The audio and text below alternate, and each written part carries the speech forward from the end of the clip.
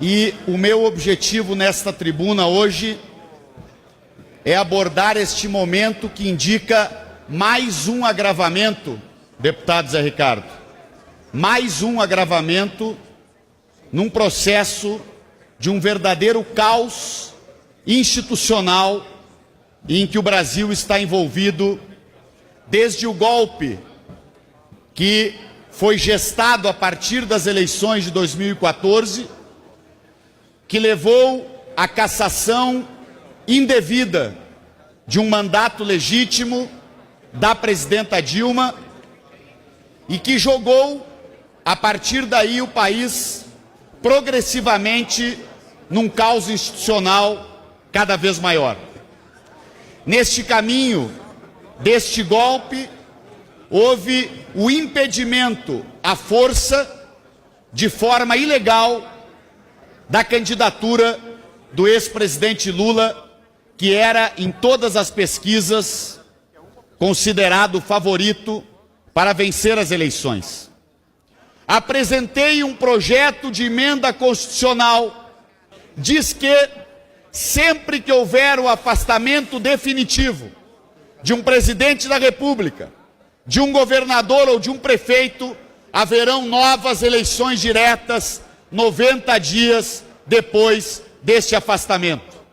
Senhor presidente, senhores parlamentares, certo deputado de certo partido que possui sua principal liderança hoje presa em Curitiba, que possui diversos seus membros aí acusados, réus e condenados por corrupção, que eu não cito nominalmente para não garantir direito de resposta, já que esse pessoal já costuma falar muito no plenário, inclusive interrompendo votações importantes, com falas absolutamente politiqueiras e inúteis, afirmou que desde o golpe que houve na democracia brasileira, nós assistimos um cenário de instabilidade institucional.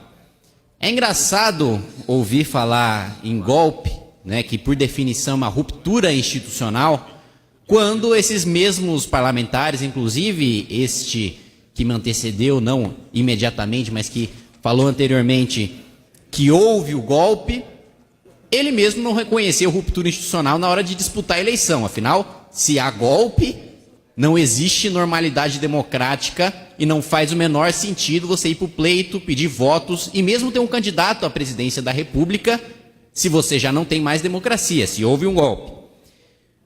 Outro ponto é que ele diz que está disposto a estabilizar a democracia brasileira. O que também é engraçado vindo de um partido que apoia movimentos sociais que disseram que pegariam em armas, que colocariam fogo no nosso país, que parariam o nosso país caso a sua presidente fosse legitimamente derrubada pela pressão popular, seguindo o devido processo constitucional. E o parlamentar também afirma que Temer não teria sido presidente caso disputasse as eleições logo após o impeachment. Ora, Temer não teria sido presidente caso não tivesse sido escolhido como vice-presidente na chapa do partido a que me referi. É evidente, é óbvio, se foi feito um acordo com tudo aquilo que o tal partido sempre criticou, e esse acordo levou a uma vice-presidência da República, a Constituição tem de ser cumprida e é assumido o vice. A população brasileira, este parlamento, a Constituição, o Supremo Tribunal Federal não tem nenhuma responsabilidade na falta de coerência no discurso e na prática do partido que coloca como vice aquele que depois taxou como traidor. Por último, senhor presidente, quero comentar a fala de que, abro aspas, não é Paulo Guedes que deve ditar a política econômica do nosso país. Não é Paulo Guedes que deve ditar a política econômica a ser adotada. Sim, é Paulo Guedes a ditar a política econômica do nosso país, pois ele é o ministro da Economia. Não é nenhum parlamentar desta casa que sim, nós debatemos, nós modificamos os textos que vêm do Executivo, mas a política econômica é sim ditada pelo Ministério da Economia, como foi durante os governos que este mesmo parlamentar sempre defendeu. E sim, será a política defendida por Paulo Guedes, porque a política defendida por Paulo Guedes não é a política que criou o desemprego de 13 milhões, Não é a política que criou a inflação de 10%.